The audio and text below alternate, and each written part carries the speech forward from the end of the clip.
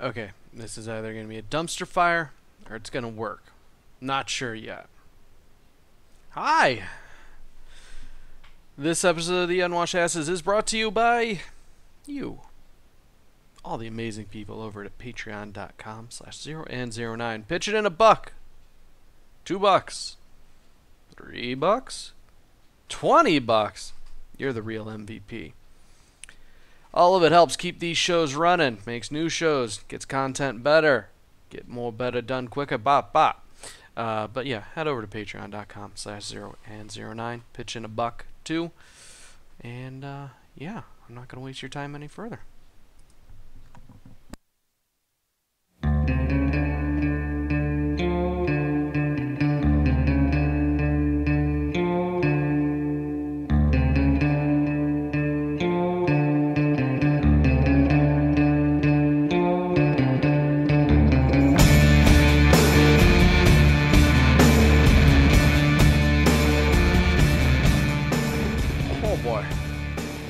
Oh boy.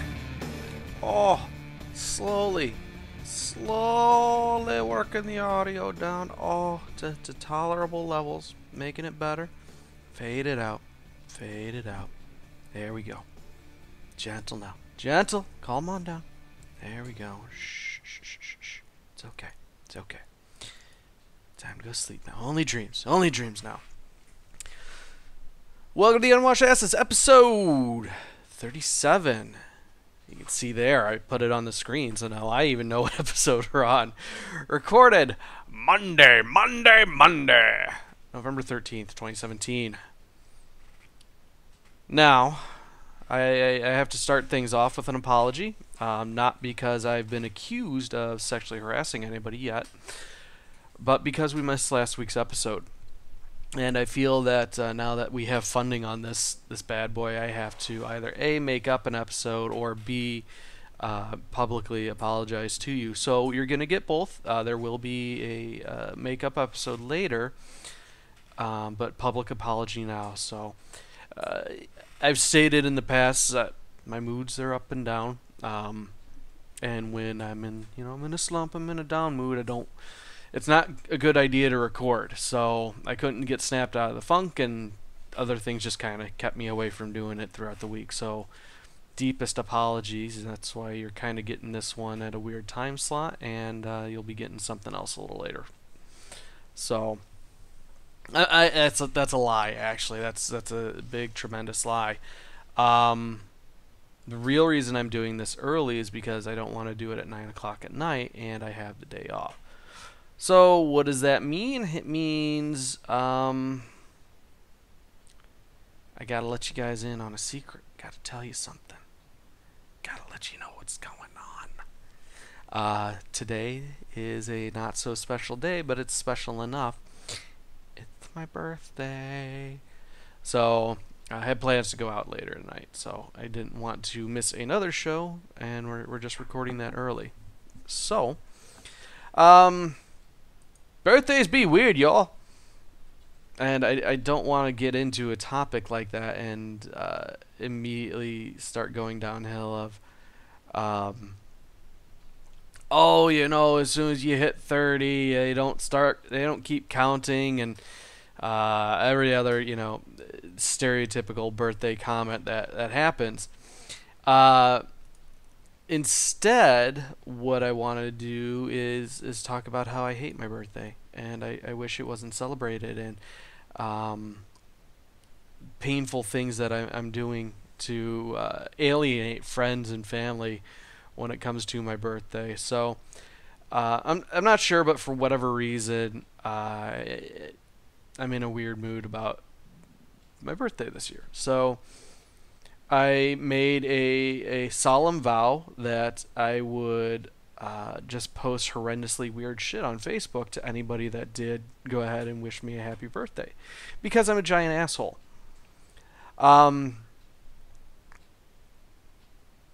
I don't have any good reasoning as for why. I even went so far as to, we're going to hide my birthday. It becomes this weird game of, well, who actually knows what my birthday is, and who's going to wish me a happy birthday, and why should I punish them for reaching out? But at the same time, it's a thing of, well, if they actually reach out and it's not publicly, public knowledge when my birthday is, then they're real friends, and I shouldn't punish them. But I'm an asshole, and so I have to put weird shit up to deter people from interacting with me. And I think part of it is this idea that if I just become an entity rather than a person in people's minds, then it makes me more tolerable in a weird fucked up sense, in that you don't have I don't have to be relatable. I'm just this thing, that this force, this being of pure will that comes and rolls through your life, and like a storm, you gotta weather it until it leaves and fucks off. And by removing personal attachment to me, by getting rid of a birthday and any subsequent celebrations around said birthday, then I cement myself as just another thing, more background noise. And I don't know if it's self-deprecation, or if it's if I'm making steps towards becoming immortalized, I guess, by becoming a thing rather than a person. But I'm definitely being a gigantic cunt about my birthday, and I don't have a good reason why. To the point where I had an uncle text me. He's like, "Oh, hey, happy birthday! Hope it's a good one." And then I just reply, "Here's a tasteful picture of side boob," and there was a tasteful picture of side boobs. Like, oh, thanks. Like, why am I like this? Why am I a gigantic piece of shit? So no. I don't have good reasons why. So we're going to move off of that topic and on to other shit. You may notice that the stream and the video layout look a bit different now. The chat has this nice fancy fade effect going.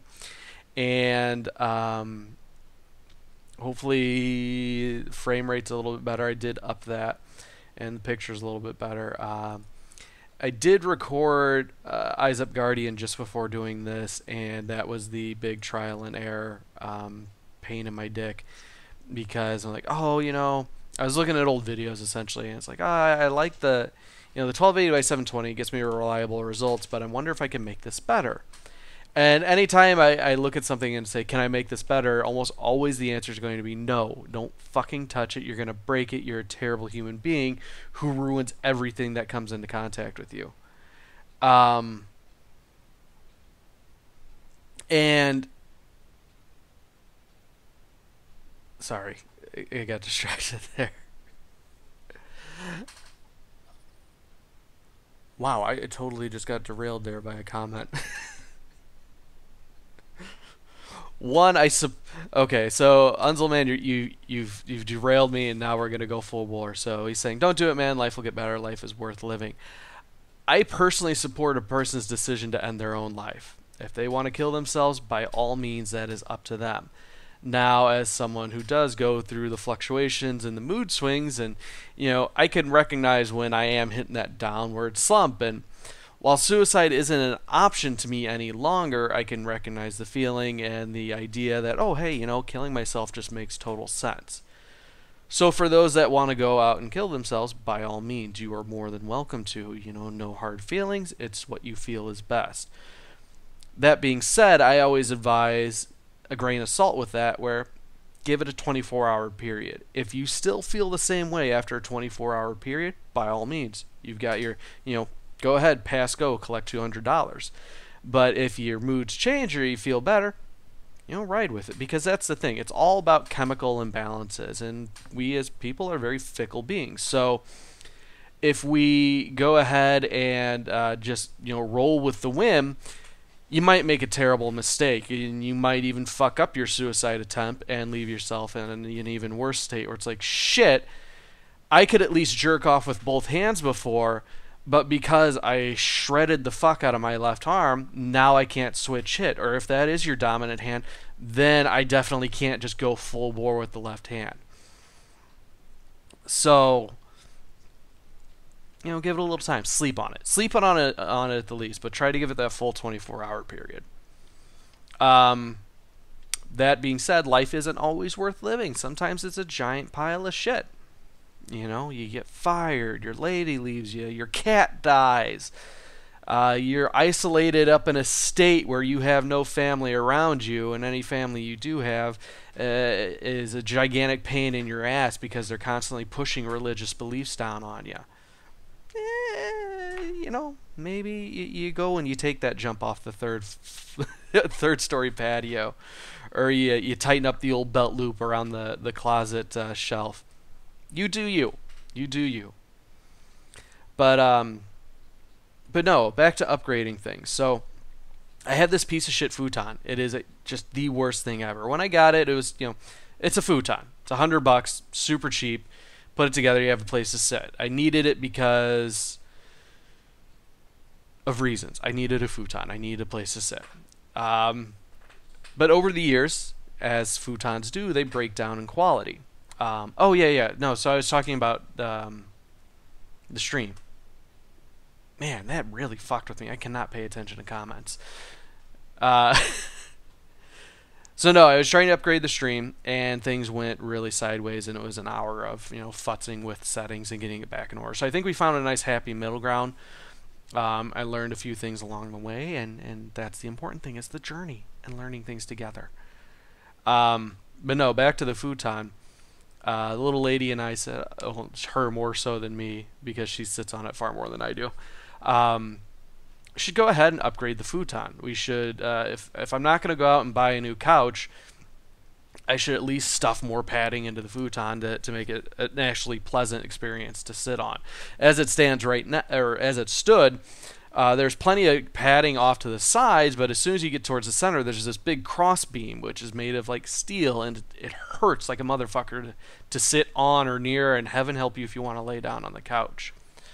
So we went out to the store, grabbed some of that, that egg crate foam that you can put on top of like mattresses and whatnot. Grabbed a few rolls of that, and then a fitted twin sheet, and did a little DIY, HDTV, other abbreviations to the futon. So laid a couple layers of the padding on there, and realized the center was still kind of really squished down because my fat ass is just, it's heavy. It's awfully fucking heavy, so I squished down the center quite a bit. So I had a throw pillow, we threw it in the middle, and now I've got this weird kind of like dromedary bump in the middle of my futon, where I guess if you're kind of sitting on either side, you got a nice little armrest, but if you lay down, you're doing like this weird S or taco shape around the middle of the couch. And it's definitely a lot more comfortable. It's going to take some more breaking in, but as far as my DIY projects are concerned, it's definitely not the worst. By far not the worst. But I have this bad habit. I guess the overall moral of the story is that I tinker a little too much. And if I'm going to tinker on something, I need to do research beforehand instead of, kind of like the killing yourself talk. Instead of jumping into it, I need to look and plan and say, okay, well, here's what we do. Because I'm sure there's, dozens of upholstery videos online of like, oh, so you want to put, padding in your couch or your chair. Here's how you do it. Here's, how you tack things down. You don't have a staple gun? Here's an alternative. But you know what? It's only got to last me a couple months before a new couch rolls into my life. And it'll do. It'll hold. It'll hold. What a fucking trade wreck.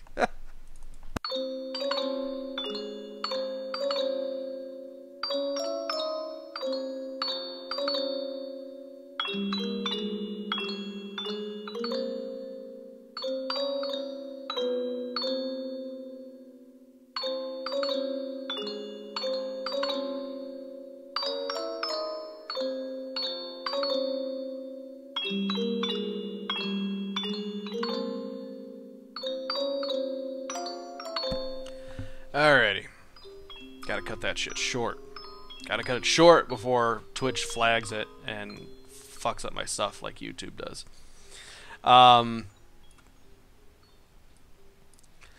So I've been constipated as of late, in the fun rectal sense. More in the sense that I'm getting bored, frustrated, not enjoying things as much as I used to, and not in my standard, oh, I'm getting depressed, here's a mood swing coming on, just, kind of get through it type of way. More in the, God, everything is frustrating and pissing me off, and specifically video games. We picked up Cuphead recently, and we've been trying to play through that, and Cuphead is the fucking, like, Dark Souls of 2D platformers. It is so fucking hard and difficult and awful and so delightfully drawn, and the music is top notch, and it is a wonderful experience, but it is an exercise in frustration and pain and agony. So once or twice a week we'll fire it up and throw on the local co-op and try and get through it, but it is just it puts the screws to you. It's hard. It will work hours and hours on just trying to beat one level, and maybe that's just it. Kind of like anything else, you need to practice more and more, and eventually you'll get it. You'll get better, and you'll become. The first step to not sucking at something is practice, and you become a little bit better from here and there. But it wasn't just Cuphead. I just did a big half-hour rant about why Destiny 2 has just run out of content. It is boring and becoming a chore to play now. I recently started dabbling into For Honor again, which was a much-needed breath of fresh air, but after a few matches, was like, this is frustrating, this is boring. I went and switched over to Castle Crushers. Boring and frustrating. Overwatch, same thing. It's just like, I need a breath of fresh air as far as gaming is concerned. I'm hitting this slump like I did years ago, where playing nothing but shooters and want something different. In the case then, I came across Bayonetta, and it was exactly what I needed. I'm seeing a lot of Black Friday deals for PS4s, and I see Bloodborne sitting on a shelf waiting for a console to play it. And then there's games like Nier Automata, where it's made by the same developer as Bayonetta, Platinum Games, and I know they put out quality products, and I'm kind of dying to play that. And you have Horizon Zero Dawn. Essentially, I think I want a good, solid single-player story, something to pull me in and engage me. And the last one I played that I can think of off the top of my head was Batman Arkham Knight. And I want to say I took care of that after wrapping up Titanfall 2, because Titanfall 2's campaign was sublime. But no, I'm looking for something engaging where it's not just doing the same thing over and over again. Like, oh, kill 3 peoples with solar abilities in Destiny, or grind out and get your 3 loot boxes by winning 9 matches in Overwatch, and just need something more, something different. And I feel that a single player story would help with that. So I guess if you guys have any recommendations, go ahead, write the show, because I'm having to find new, different ways of playing a game to enjoy it, and I'm thinking what we'll do. You know what? It's decided. It is decided. I'm gonna bring back the Games of Gold series. That was a fun way of like, oh, here's a new game. You get 4 games a month through Xbox. Spend about a half hour with each to get a feel for it, and then decide, if I want to go through and play it fully. And it breaks up the monotony of, oh, I just do Destiny nonstop because I'm obsessed with it. So, yeah, we'll do that. We'll do that. But no, so I was sitting here the other night and having an issue with that. I was like, I started up and quit like 5 games in a row. I just hated every single one. And just wasn't having any of it. Nothing was going my way. Nothing's going right. So it's like, okay, well, stop. Take a step back. Go rub one out real quick. That's going to relieve a lot of the frustration. Okay, you feel better. That's good. That's good. what do you say you do something different? Or why don't you listen to some music while you play your games? Because usually when I'm playing a game, it is a very focused, singular experience where I know a lot of people keep like the stereo playing in the background, where they've got their Spotify or their iTunes or their Zunes going, and listen to music while they're playing. I don't really do that so much. And more often than not, I'm a huge fan of video game soundtracks, so I'm paying attention to what's going on there. And then with some of the more competitive stuff, I want the audio cues as far as where the enemies are going to be. But I decided let's go and we'll change up the pace here. And I need something fun. I need something happy.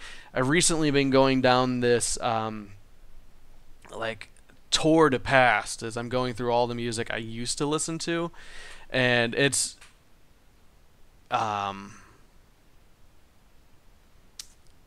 not so much a video diary here, Louie Dogs. It's a weekly show where I talk to myself and I talk to you. It's a one-sided conversation where I spew forth shit from my mouth. You guys hear it, either participate in the chat or write back at theunwashedasses@gmail.com, and then we get a two-way dialogue going. But there's a delay. There's some latency in it.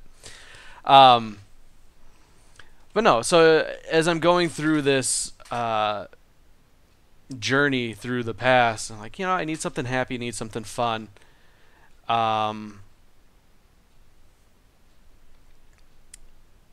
We'll go ahead and try out the Aquabats. And what we'll do is fuck, I just need to turn that off. I can't do it. Getting called out that I got no viewers. That's okay. Because it's not a matter of the live viewers. It's you, folks, listening at home. That's where the real audience comes in. I don't need to be playing to these live peasants. No. It's you, sitting at home, driving in your car. Not distracting me, because I'm too anal and obsessed about paying attention to chat rooms. But no, so we go back and say the Aquabats. The Aquabats had a terrific show several years back. It only lasted a couple seasons, the Aquabats Super Show. And it kind of played to everything I liked as a kid, where you're really into Power Rangers or giant monsters. And it was just that, like, oh, we get some fun, pop punk music, silly hijinks, and people beating up other people in terrible monster costumes that inevitably grow up to a giant size, and then they have to defeat them, all mixed in with some delightful animation telling a secondary plot. So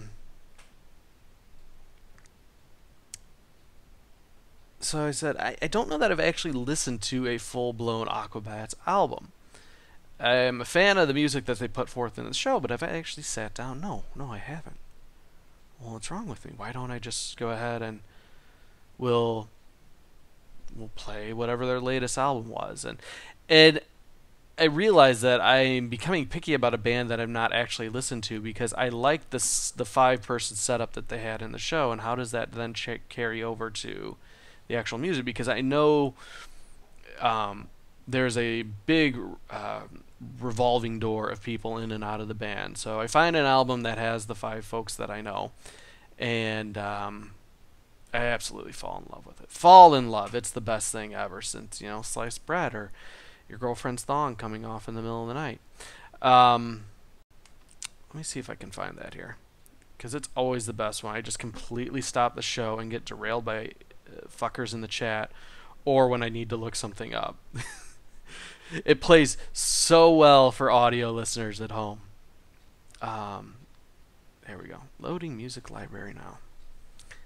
It's library. I don't ever pronounce that fucking R. But most people don't. So let's see here. High Five Soup. I can say most definitively it is one of the best albums I have heard recently. It's fun, it's energetic, it's not songs about lovers and heartbreak and death, or I'm so angry at everything. It's people, you know, talking about fighting sharks or big friends or popping wheelies. It's the fucking best. It is exactly what I needed. Where yeah, I'm playing a little Destiny too, because that's what I do, and doing some of the Crucible, and just getting my ass handed to me, handing out little ass beatings as well. But the mood completely shifts from having Shaq screaming in my ear to, oh, you know what, we're gonna pop some fucking wheelies or talk about girls and have fun with our music. That it was uplifting, it was inspiring, it brought things back around and made things great again. As far as the mood, and I'm looking now at other games, and it's like, is this going to become a new thing where I'm that asshole who's in the general chat, you know, with my headphones picking up whatever it is I'm listening to? Probably not, because I'm not not that big of a cunt. I'm a dick, but not that big.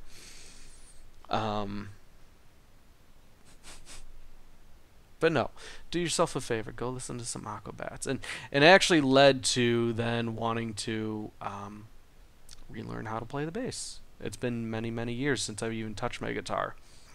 But today, I took the day off, went ahead and cleaned it up, got her tuned back up, dug out the amp, plugged it all in, and relearned a couple songs. It was fun. It was great. I realize how very far I have to go, but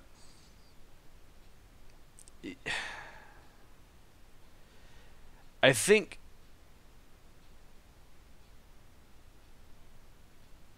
clearing out that constipation is a matter of changing things up. It's not doing the same thing over and over again, because you're just compacting that shit in. You're making it dense, you're making it hard, and you're sitting on the toilet trying to push it out. There's nothing happening. You're just making yourself more and more frustrated. So picking up a different hobby, it'll help. No, I don't expect anything to do with it. I'm not going to be, although I should totally fucking do that, where, okay, let me set up the webcam and I'm going to stand here and you're going to get some terrible audio quality as I fucking play my guitar, as I do shitty fucking covers and miss notes.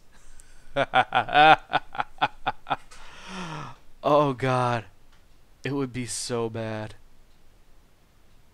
But I think that's kind of where the joy of it's going to come from.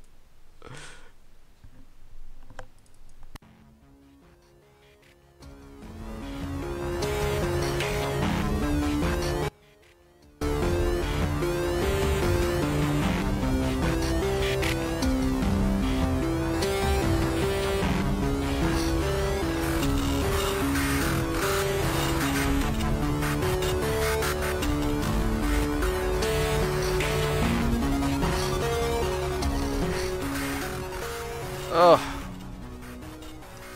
Fucking live viewers distracting me and shit. I'm sorry. So sorry. But God, like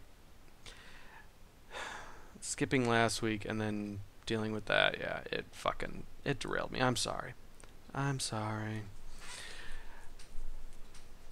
So where are we at? We're at 28 minutes. Wow, this thing's moving along, but not at the same clip I expected. So I think what we'll do is we'll just kind of keep the path here. I'm burning through these topics more quickly than I would like.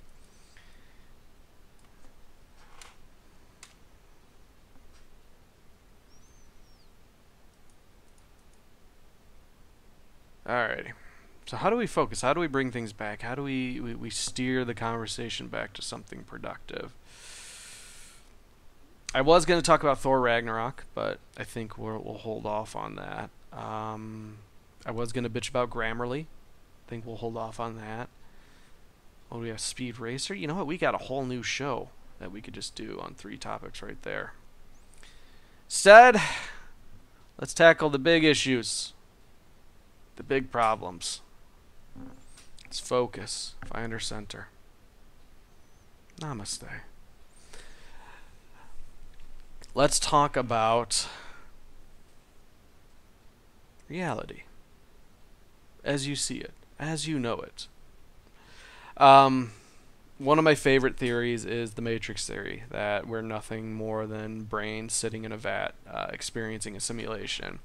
The person who has most recently brought this theory back into the public eye is, Elon Musk, where the belief is that the possibility that the existence that we're in right now is the actual real one is so infinitesimally small. We need to kind of make peace with the idea that odds are we're living in a simulation, because technology is advancing by leaps and bounds, and it will eventually hit a point where we can seamlessly recreate life in a simulation.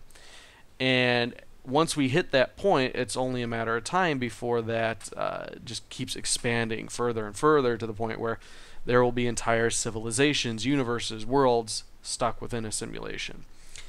And that we are, in fact, living in said simulation. Now, I don't know that I buy wholly into that theory there, but it's definitely fun to think about.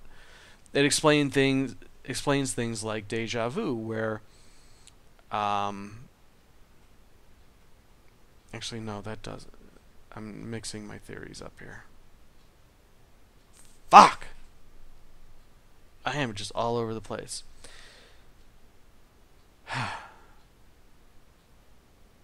So I shouldn't say share. I tie in another theory in the line of, they say that when you're dying, your life flashes before your eyes. It's kind of like watching, the highlights of your life.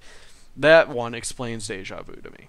That essentially what you're experiencing right now is you are dying. Whenever you encounter deja vu, it is evidence that you have lived that event before, but because your body's in severe shock and your brain's trying to process everything, it doesn't register that you're reliving memories.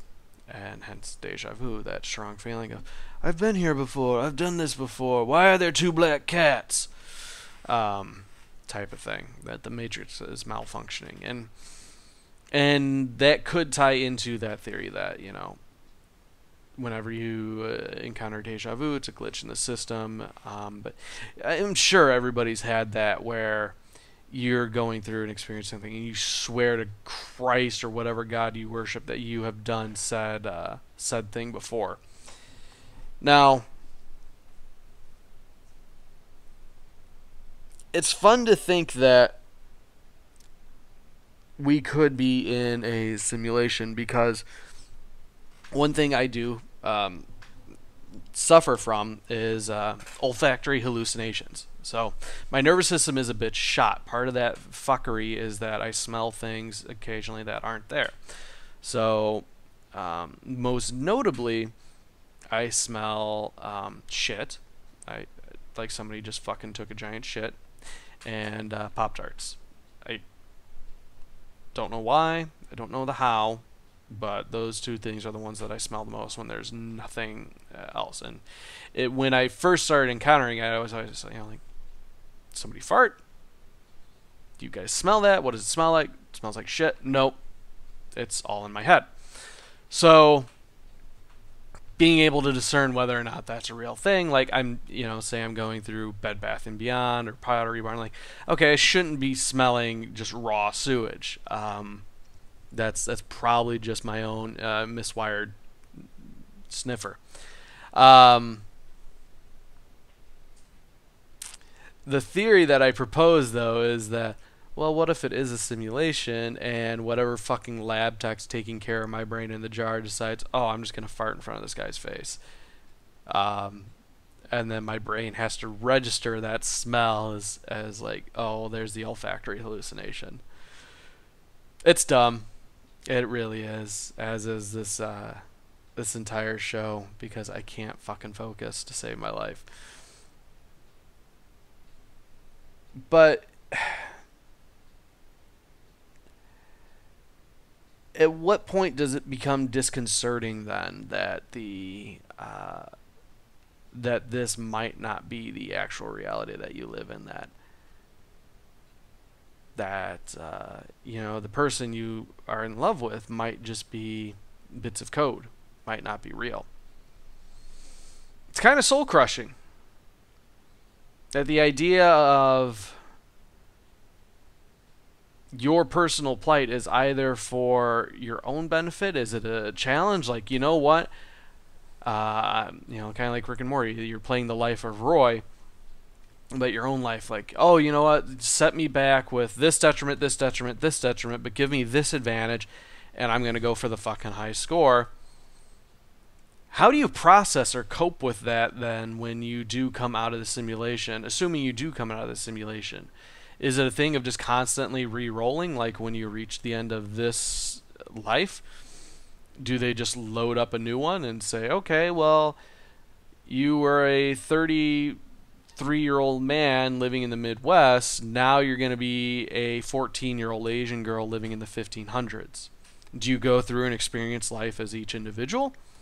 Or do you get that fun one where it's like, okay, you're totally living out as a troll in World of Warcraft or some shit? Or you are, Spaceman Spiff, exploring the unknown and betting alien women or men, whatever you're into, and having fun, new, exciting adventures. Or, you get my point, that what happens when it ends? And that is the big question overall, is, what happens to us when we die? Is it a thing of, do we go to heaven? Do we go to hell? Are we reincarnated? Or do we wake up as somebody's taking the helmet off of us and saying, all right, you got 50,000 points, but Tony over there fucking crushed you. It's fun to think about that you could live an entire life within the span of minutes or an hour. You are experiencing this super realistic, hyper real game that you cannot distinguish the difference until either A, you've run out of tokens and the machine turns off, or B, somebody pulls the plug on you because you have to go lead the resistance of humanity against the machines in underground orgies at the center of the planet. It's dumb. There's holes in it. There's points that can be argued, but it's one of the fun thought exercises I like to go on. But the biggest thing I can't really or don't want to process is the fact that those that I care about the most might not be real. Like, how would you even deal with that, where you have raised a family, you have a loving spouse, you have kids, you have grandkids, or you just had tremendous friends, or you find that one person, the one, and you are so wrapped up and involved with them, and then simulation ends and they're gone. They never existed. How do you cope with that? I mean, I imagine it's the same way that you cope with a loved one dying, or when somebody breaks up with you and you didn't necessarily want that. You have to deal with that pain. But at least in that instance, they were real. You had that experience. But when it comes to a simulation being so realistic, do you argue that your perception makes them real? Like, you felt them, you tasted them, you heard them, you talked to them. They will effectively pass the Turing test, but they were your world. Does your belief in them not make them real? Because the entire idea behind this life as a simulation is that we are so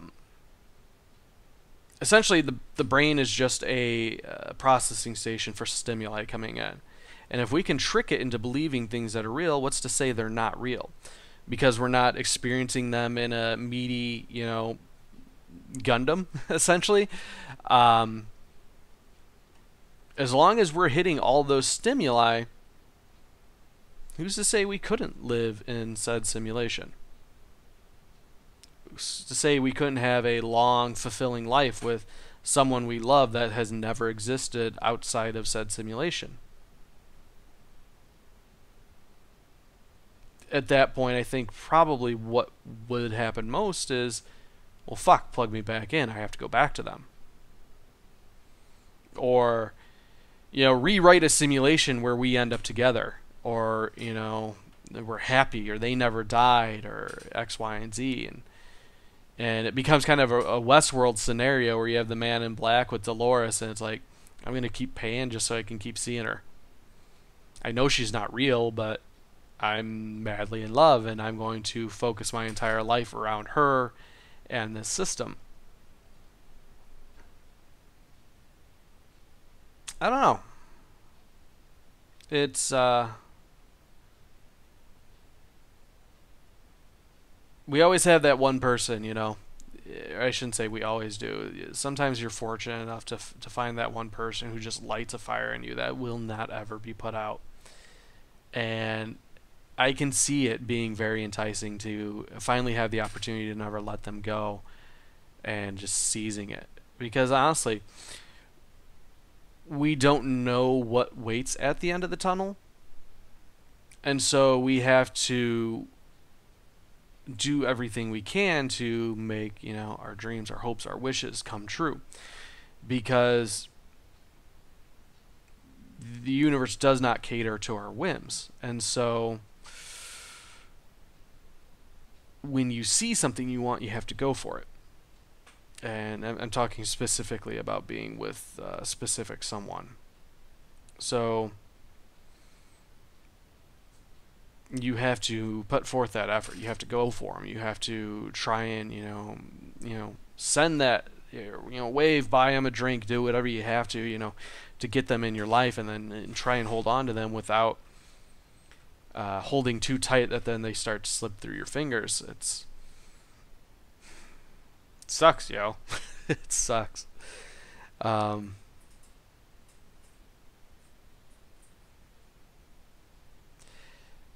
Fuck, I am really all over the place. I'm almost tempted to scrap this, but you know what? It's clearing out the constipation.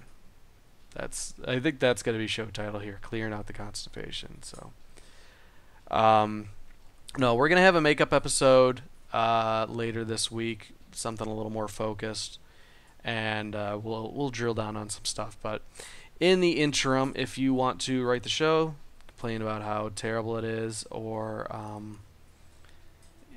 elaborate further, by all means, theunwashedasses@gmail.com. Again, theunwashedasses@gmail.com.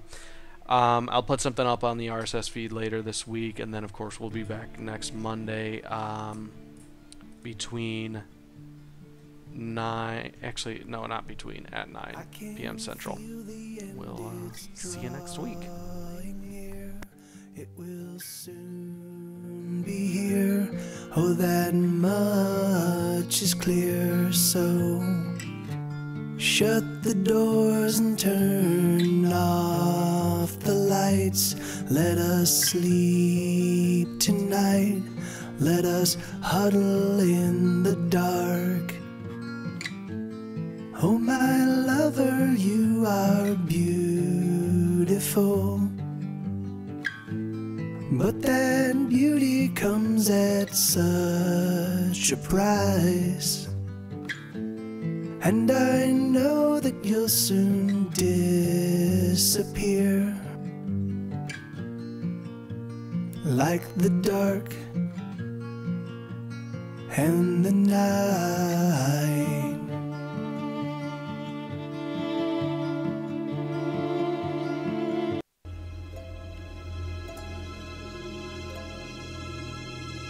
This show is part of the HFC Gaming Network. Get more at horrorofcasitis.com.